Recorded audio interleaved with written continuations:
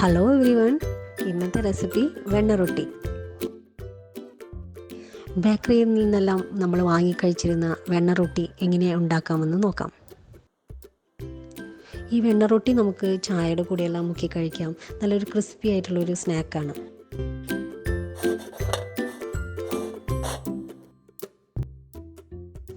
അപ്പോൾ നമുക്ക് വെണ്ണ റൊട്ടി എങ്ങനെ ഉണ്ടാക്കാമെന്ന് നോക്കാം.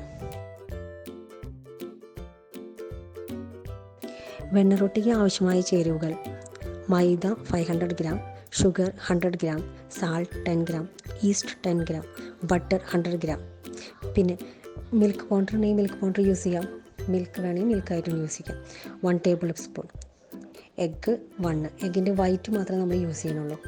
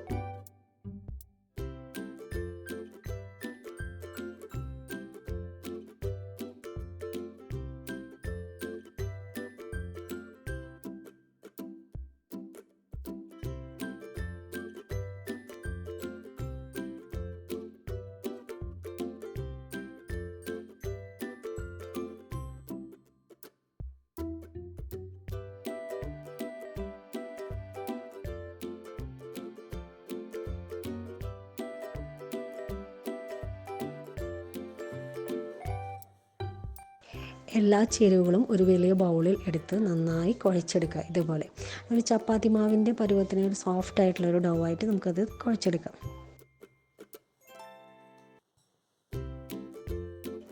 കുഴച്ചെടുത്ത മാവ് 1 മണിക്കൂർ നമുക്ക് റെസ്റ്റ് ചെയ്യാൻ വയ്ക്കാം.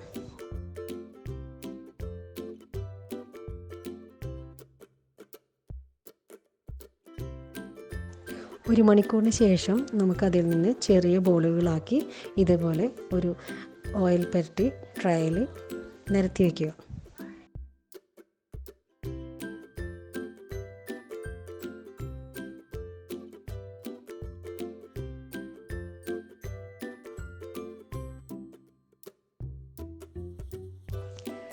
ബോളുകളാക്കുമ്പോൾ ഒരു ചെറിയ സൈസ് ബോളാക്കിയാൽ മതി, ഒരു ലെമൺ സൈസ് ബോൾ മതി. കാരണം ഇത് ബേക്ക് ചെയ്ത് വരുമ്പോൾ അത് ഡബിൾ സൈസ് ആയിരിക്കും.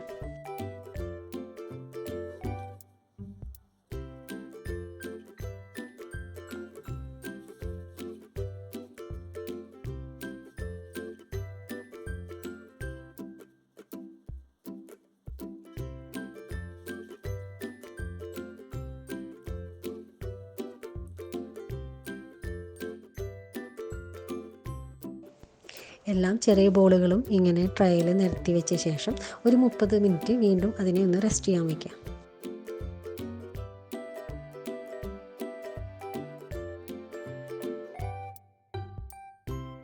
പ്രീ ഹീറ്റ് ചെയ്ത ഓവനിലേക്ക് ഒരു 180 ഡിഗ്രിയിൽ 20 മിനിറ്റ്സാണ് നമ്മളിത് ബേക്ക് ചെയ്തെടുക്കുന്നത്. ഇപ്പോൾ ഇതേ നമ്മുടെ വെണ്ണ റൊട്ടി നന്നായി പൊന്തി നല്ല ബേക്കായി വന്നിട്ടുണ്ട്.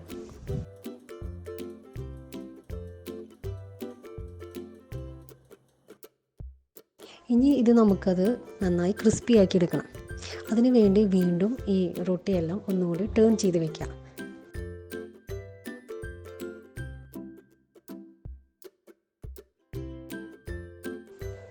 റൊട്ടി നന്നായി ക്രിസ്പിയാക്കി കിട്ടാൻ വേണ്ടി നമ്മൾ ഓണാക്കുന്നില്ല. ഓവണിൽ അതേ ചൂടിൽ തന്നെ നമ്മളത് കുറച്ച് നേരം കൂടി വെക്കണം. നമ്മുടെ ഇലക്ട്രിക്കൽ ഓവണെല്ലാം നമ്മൾ ഓഫായി കിടുമ്പോൾ പെട്ടെന്ന് തന്നെ അതിൻ്റെ ചൂടാറും. അപ്പോൾ കുറച്ച് ചൂട് അതിലൊന്ന് മെയിൻറ്റെയിൻ ചെയ്യണം. അപ്പോൾ ഇടയ്ക്കൊന്നൊരു 5 മിനിറ്റ് ഓണാക്കിയിടുക, ഒരു 120 ഡിഗ്രിയിൽ ഓണാക്കുക, അത് കഴിഞ്ഞൊരു 5 മിനിറ്റ് ഓഫ് ചെയ്തിടുക. അങ്ങനെ ഒരു ചെറിയൊരു ചൂടിൽ അതിരുന്ന് നല്ല ക്രിസ്പി ആയിട്ട് കിട്ടണം.